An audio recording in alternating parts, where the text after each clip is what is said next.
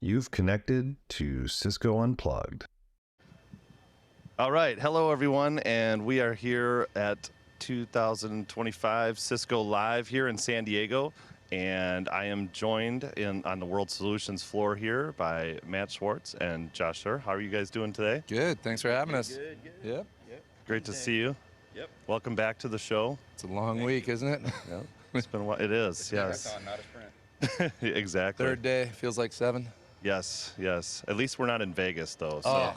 Vegas can be rough for that long. Universal sigh of relief. I will pick Yes. San Diego 100 out of 100 times. Exactly. Just because I can walk from the hotel to the conference center and not melt. Yes. That's right. Do you like those stairs, the stairway to heaven out there? That's, Well, on day 1, we were down by the water, and we went up the stairs only to have the red tape say that we couldn't go through. Oh, okay. And I was like, well, that's great. Staring it up today. It's like Rocky. Yeah. Just going up there and then back down. And, Right. Yeah, yeah, those are pretty intimidating. So anyways, welcome everyone. Thanks for watching. And we've got a great show here today. We're going to talk a little bit about some of the new announcements here at Cisco Live. Super exciting announcements. We're going to talk first here about the brand new 9179F large venue access point, and making sure I don't call it, what it's not supposed to be called. It's for large venues. It's pretty flexible, right? is what I Yeah, think. exactly. I mean, this is probably the first one where we think it's not just large public venues. It can be deployed in a lot of scenarios. Yeah, So. agreed. So we'll talk about that here in a second, but we had a couple other announcements. We grabbed some footage here with the IoT team and the Curb. Basically, we've had multiple episodes on Curb talking about that and how that functionality is coming into our APs. So that we're excited to. We're not going to talk about that live here on the show today, but we've got some content we'll roll out or release here shortly on that. And then we did also talk and announce here the Cisco Campus Gateway here at Live, which has been super exciting for a lot of our campus customers who want to move to the cloud. Yeah, Sure. So we did have an episode with Travis on that already last time, so we're not going to talk a lot about that, but that was another exciting announcement here from Wireless. I actually think that the Campus Gateway marries with the 9179F really well. So like if you were to deploy that and you wanted to deploy it cloud managed, that is what you would use. Yeah, that's a great point. Yeah. So I guess with that, I'd like to, and you guys had a session, so first of all, congrats on another great session. How many is that now? I don't even, he keeps count better than me. 35-ish times, something like that. Yeah, changes a little bit every year. This year changed a lot. This year was, I think, the change that we've been waiting for. In Amsterdam, we had a funny slide that was like the elephant in the room. Yeah. It was my attempt at AI. It's pretty good. but it was like, hey, there's this elephant in the room. Where's your 6 gigahertz capable AP for, large public venues? Okay. So we were really happy to come to San Diego and say, all right, here it is. Yep. Nice. Nice. But knowing that it was coming in Amsterdam and not being able to say anything was tough. Nice. Yep. So let's talk a little bit about what this access point is. It's the CW9179F. You can see it right here. Oh yeah, in frame. Look at that. It's almost like it was planned. Yeah, it's almost like it was planned. I know. Just happens to like be somebody sitting did there. that on Behind purpose. us. Yeah, it's crazy. And it really is a killer access point. So it's an integrated unit, meaning that it's got a antenna and an AP built into it. And very much like our 9104 product that we had previously, it has a lot of the same capabilities around doing things like reconfiguring beams and being able to do things in software that previously you would have had to use different antennas for and different kind of configurations for. Maybe even different SKUs. Yeah, Right. different SKUs. Exactly. Yeah, Global exactly. use AP, so now same unit everywhere. It does indoor and outdoor through the magic of this little guy right here, this little environment pack that you can put on the back that actually seals up all the cable entry and actually electronically signals to the AP that it can be used as standard power mode outdoors. So that's really cool. So just so I'm clear on that, one AP, I can then just buy it, one SKU, and effectively swap that out if I want to go indoor, outdoor, so- Right. and I'm compliant either way. It's Yep. doing that change in software. I don't have to worry about it. It's not a manual thing that I'm configuring Yeah, in the software. that door is an accessory that you would purchase separately. So like, Yeah. it ships indoor. Yes. If you want to take it outdoor, you buy that pack, Yep. and then we also have what we're calling a quick connect. Okay. Do you have we have? A Yeah, we slide got on a slide that. on that Let's somewhere. go to that. Well, we got some real-world examples first. Okay. Yeah, let's do that. We went to Bottle Rock in Napa Valley, and we tested this thing out a couple weeks ago, and it Sounds worked like awesome. Sounds like a tough job. We hit Yeah, it was the a tough AP gig. in Yeah, plain tough gig. view. Really? Yeah, the AP was not yet released, but we did use it. Okay, nice. And it did great. It was a great test. So this is the environment pack that we were just talking about. Oh, yeah. Indoor and outdoor. This is the sardine antenna, which is in Matt's back Voila. pocket, Oh, apparently. look at that. Wow. So these are some new antennas. This is a pretty cool capability of this access point where we've got this ability to do what we call front and back mode, where we can actually service clients behind the AP as well as in front of the AP in those scenarios where that makes sense, where you've got to have some coverage directly under. Because keep in mind, this is a hyper-directional access point. So this is something that one of the beam states is bore sight or narrow, and that's 35 degrees wide. But we can also flip it over to wide mode, which makes it a 70 degree wide antenna, all in software. And then we have this flexibility to do these antennas on the back as well. So you can use this new sardine antenna, which is a little patch. It's a directional patch. 4 of these go on the end connectors on the back. Maybe we just go ahead and show that. Look at this. Yeah. we got it. Yeah, here it is. Right in all There's its a lot glory. going on in here. Yeah. And then if you look at the back side, you can see these end connectors. Let's turn that around. There you go. Yeah, some end And connectors this here. Sardine would articulate and attach to these. So the idea was, Thank you, you know, Kara. in previous AP generations, we had the 3802P, we had the 9130, and we had the ability to have an antenna going in one direction and an antenna going in a different direction. On the 9104, we lost that capability. So when we went to sit down to think about what we wanted to do with the 9179, that was on our list of things to kind of bring back into it. So Yep. that's how we did it. So Yep. the AP could be paranoid in a sense where it's got people or things talking behind its back. That's right. Basically, Yeah, is what yeah, you're yeah. saying? Yeah, exactly. Yeah. Exactly. Right, it Exactly. senses that. And this is what Matt was talking about with Yeah. this quick connect. And you want to talk about the off Well, ladder? yeah. So, so you know, you don't remember everything from the very beginning. So when we started going out and testing these things, I showed up at a site near my house, and there's a guy on a lift, and we have all these parts, and I was like, this is going to be tough. Yeah. Because we're asking this guy to take this AP and this door and Yes. these glands and all these things, but we're asking him to do it 100 feet up in the air, shaking around on a lift, and we're like, that's not a good idea. Yeah. So we came up with Wow. this, you know, quick connect idea where you can down on safe ground, assemble all the parts together, make sure that they're sealed properly. So then the installation person has a much easier time of just Yeah. connecting the Ethernet Interesting. cable, weatherizing it. There's like a bulkhead connector there that you can screw it down. It's really important for other installations as well. Like we're going to the U.S. Open tomorrow. Wow, okay. And so if you think about something like that, or Bottle Rock, where they put the network up in a couple days, Sure. but then they got to take it back down. Yes. Prior to having this quick connect, you would have had to remove that plate. And we're like, Okay, that's yeah. never going to be a good idea. That's safe. Yeah, exactly. And Yep. plus, we just don't want you putting it on and off. And Takes you too know, long. yeah, and so Wear and tear. so we came up with this idea, and we think it's going to work out really well. Yeah. So this is us back in, what was it, January or January of something? this year, we were yeah. doing some testing. We've got some really good friends, a good customer and partner at Claire Global who helps us to do some testing of our gear because they have a really killer setup where bands come in and they test out all their touring stuff in these big black cubes that are in Yeah. the middle of Amish country in Pennsylvania. And it's a perfect testing ground for APs and antennas because we can actually put them on these trusses, raise them and lower them to different heights, do survey data.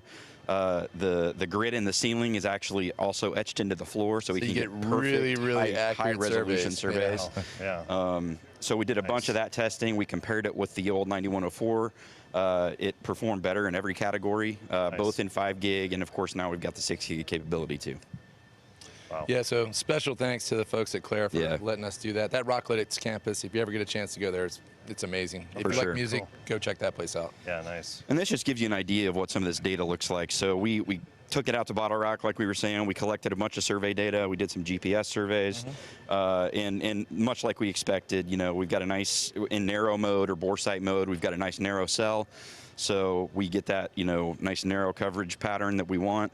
And then the alternative is in wide mode, where you want to go out wide. Maybe you've got a wider area you're trying to cover. You can do the same thing with that. Same antenna, same skew, all those things.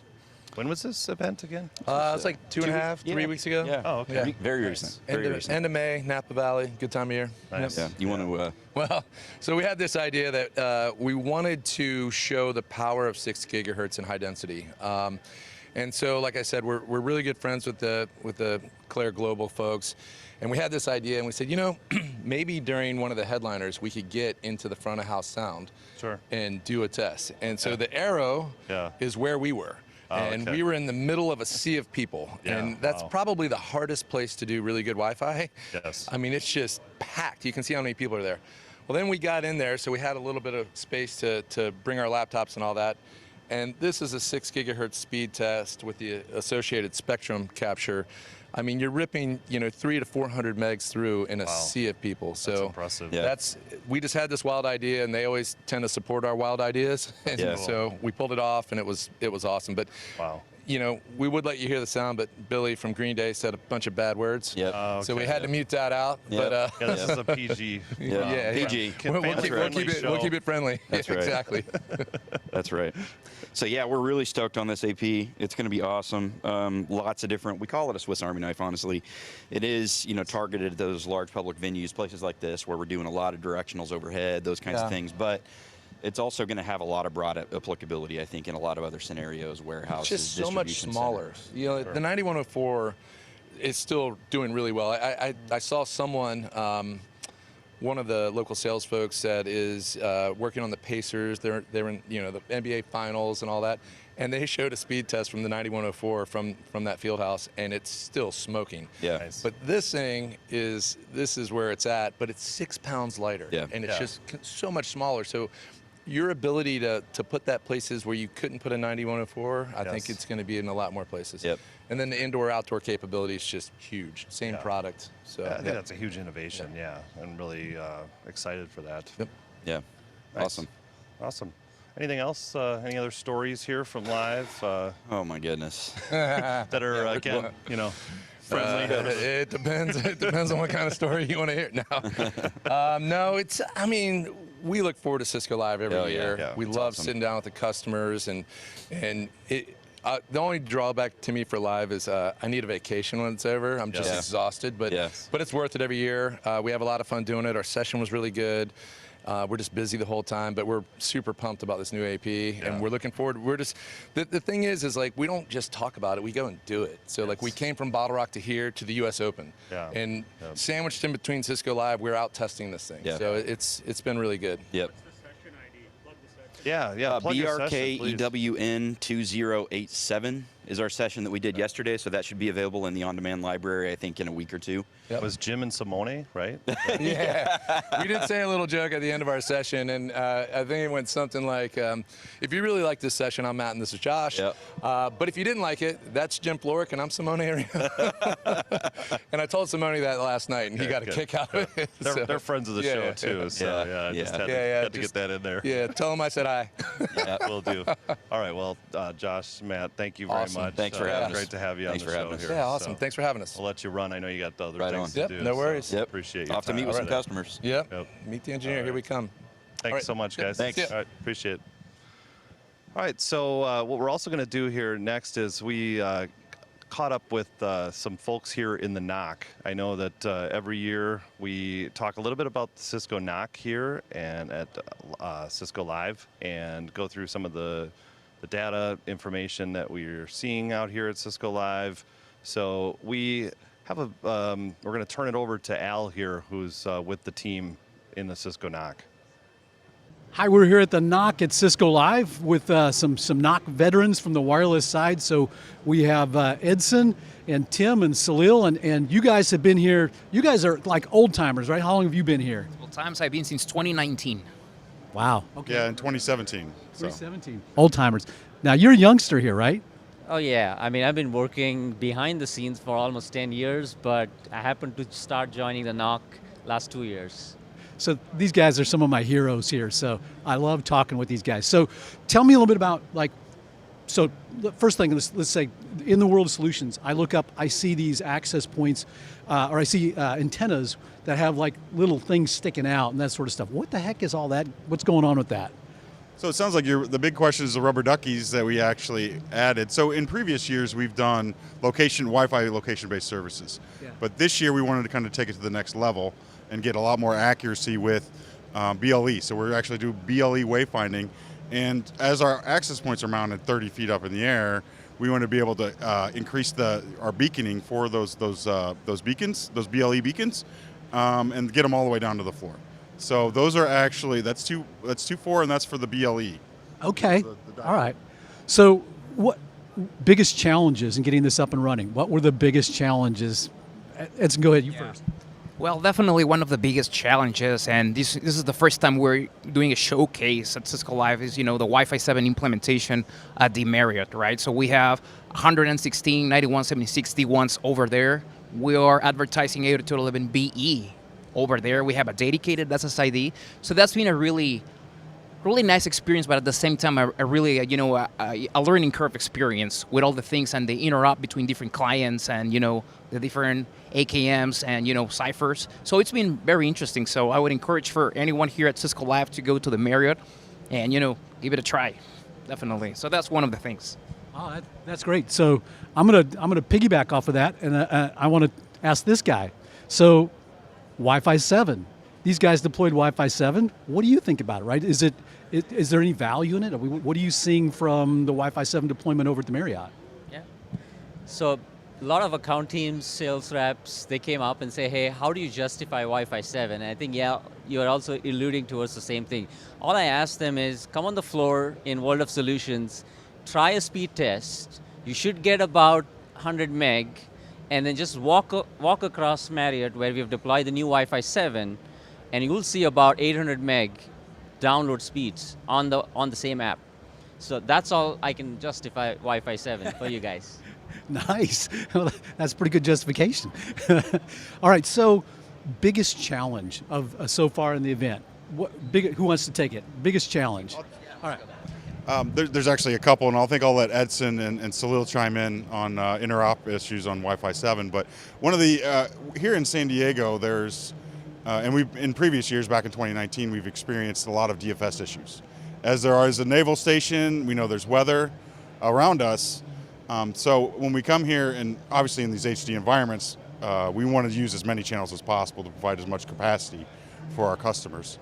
Well, when we the first night we were here and we took over the infrastructure, I think we were getting 30 to 40 DFS events on access points on our upper levels, as well as in the sales pavilion, which is if you've ever been here to this venue, the sales pavilion is more of a cloth type top, right? So it's essentially it's a tent. So then you have there's a lot of issues with we're not being filtered out by the building.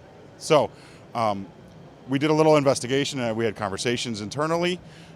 We currently did not have the zero weight DFS zero weight DFS was not turned on, and it wasn't turned on by default from our config. So we went back and we discussed and we actually implemented zero weight DFS. And then what we did, so zero weight DFS it's not going to stop the DFS event detection. It's just going to increase how fast you recover from a DFS event, right? So we have those background channels. Our access points were recovering much quicker. We didn't have to wait out the time on those DFS channels. So we saw a significant decrease. Since we were here since last Tuesday, we had an opportunity to kind of monitor over several days before we even got here. Okay. And then significantly decrease a lot of those DFS events. And we were able to keep that bandwidth and that capacity. That's great insight. That's great insight. So, Edson, what about you? Yeah, well, multiples, but I will say, we came back here, after a couple of years being in Vegas, so the infrastructure, it's, brand new, so they migrate from wave 1 to 9130s right now. So pretty much we got to do like recalibration and everything, RxSoap to make sure that things are up to par from a wireless standpoint. So we spent some time doing calibration, all those kind of things. So that was time consuming, but at the same time it was very interesting about different things that we found in terms of like different heights here. Like we have height here, but if you go to the keynote, it's a different height. So definitely we need to use different parameters, different RF settings to make sure that we are effective enough on the ground to provide coverage.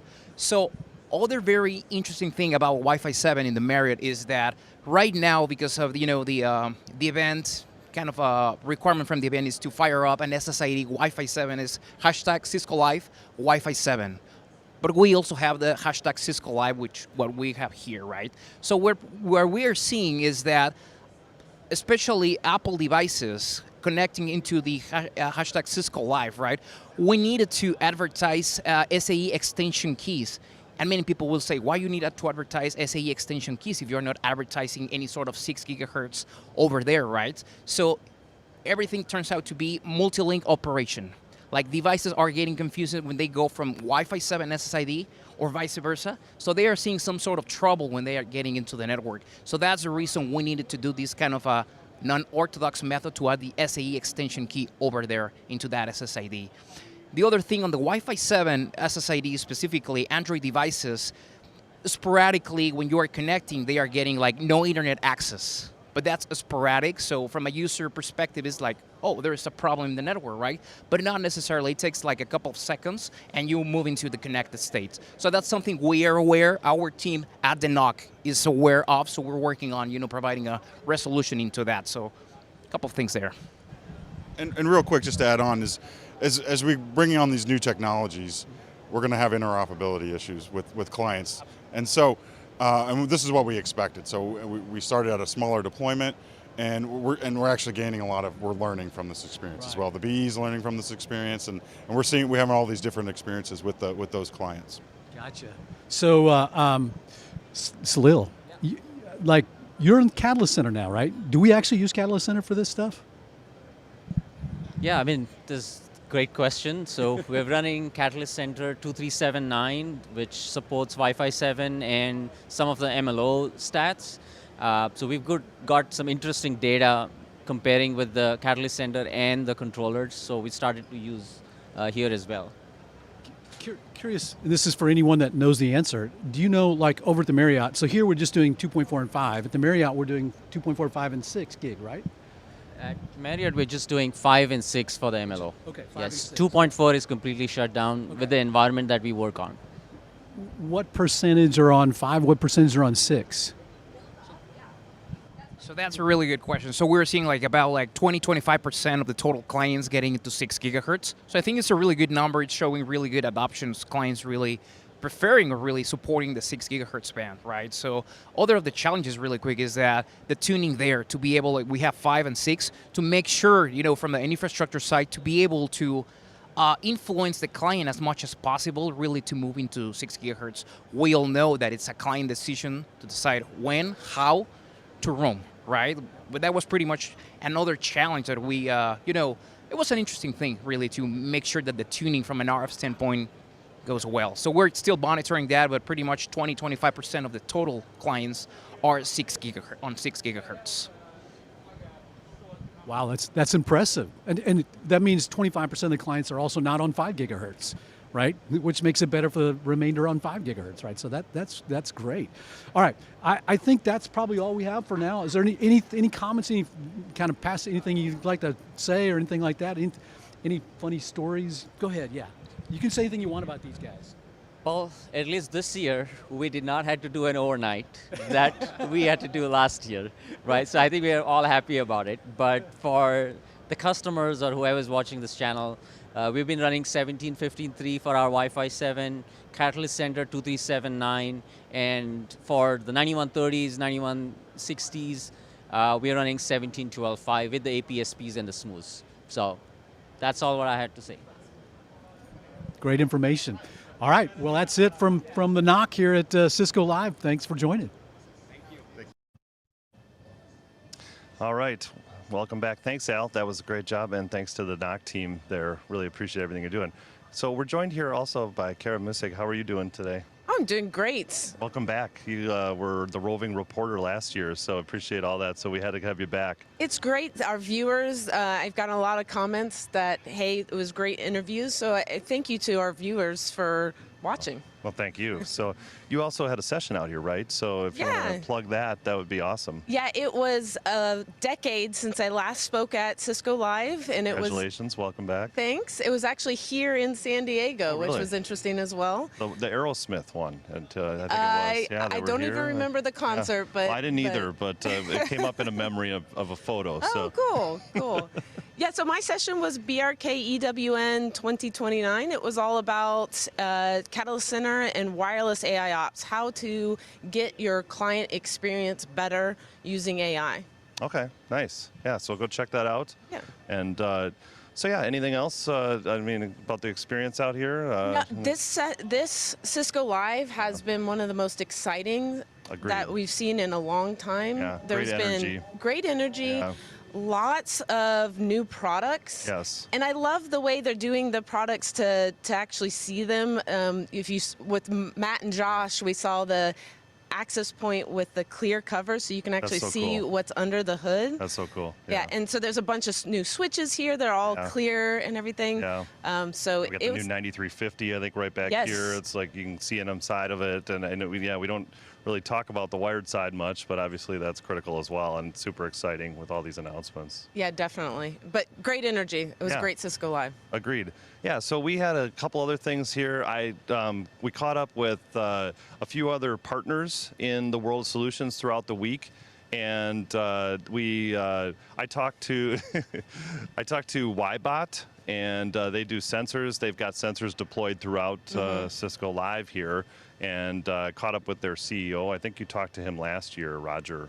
Yeah, Yeah. I don't know if it was the same guy because I Okay. think we talked to Bob Kennedy, but Okay. they're always good from a sensor I could be technology. wrong. Yeah. So, And also the IoT wireless Yes, with yep. Curb. Yep. We've got a nice interview on that. DJ talked to us, and we are excited about that. That was one of the other exciting announcements I mentioned at the beginning of this year. And then we also I talked to Matt from Ekahau, and he actually debuted something that's brand new. He said that I was the first one, or we were the first ones that he showed this technology to, a new cool. client-side troubleshooting thing that they're going to be debuting here shortly. So it was a really cool demo, and we've got that. That's great. We'll be releasing that. We're not talking about all that stuff live here today, but we'll be releasing some of that to the channel as well. And then I had a fun interview with Mina, and we had UC and Jerry, and Great characters. Yes, and they configured a wireless, and they also said wireless. I should say we did a network planning in under 60 seconds for Oh, wow. wireless and wired, with a drawing that was basically off the wall, like a fire escape drawing yeah. from a. It's always hard to get those A floor plan. PDFs, so that's Yes, amazing yeah. that they can do It was that real pretty quickly. cool to see. So obviously, AI is involved there. I had to get that in there. We're getting close to the end of the episode here, and I didn't mention AI. So, so I think with that, I think we're pretty much a wrap here at Cisco Live 2025 in San Diego. It's been a great year, and we've got some more stuff here today yet. But if you see us around, I do have some swag for you. I've got some stickers and some banners for your badges too. So yep, some merch. Yes, it was great. People are wondering where you are. Oh, I've okay, got well. comments, and I was like, does he have a booth? And I'm like, you got to find him. So I'm not going to be able to take that nap then this afternoon.